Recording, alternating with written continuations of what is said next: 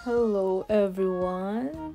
Kung gusto nyong mamasyal or mag-unwind dito, napakagandang lugar.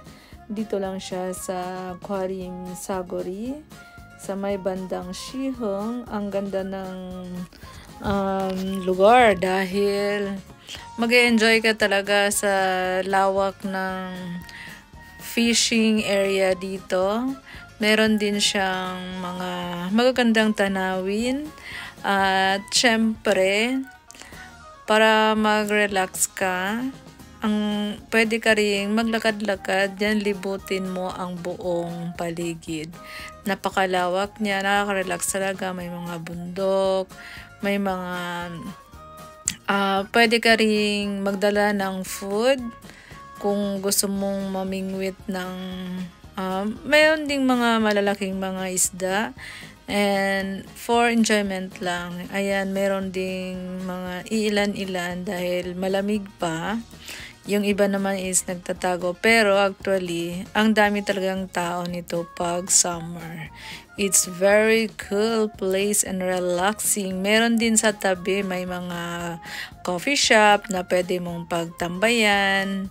At meron din namang naglalakad-lakad dyan sa baba sa paligid. Ayan, pero I'm filming this for entertainment purposes. Kasi first time kong dumaan dito, nakita ko, wow, it's very cool, relaxing. Gusto ko rin pumunta dito pag may time ako para makapag-unwind or ma-experience ko naman yung fishing kasi sa mga malilit lang kami na ilog, pero dito talaga sobrang lawak niya and iisipin mo lang na hindi ko alam, parang hindi naman siya actually dagat kasi nasa gitna siya ng bundok or parang lawa. I don't know kung ano talagang klaseng, parang man-made lang siya or talagang natural. Hindi ako sigurado kasi first time ko lang dito nagawi at talagang namangha ko at nagustuhan ko siya, kaya na isipan ko na i-vlog. Pero dito naman bawal ang mag-swimming. It's exclusive only for fishing. And ginawa nila yung may mga tent. Diyan pwede mong puntahan. Maraming nagja-jogging sa tabi.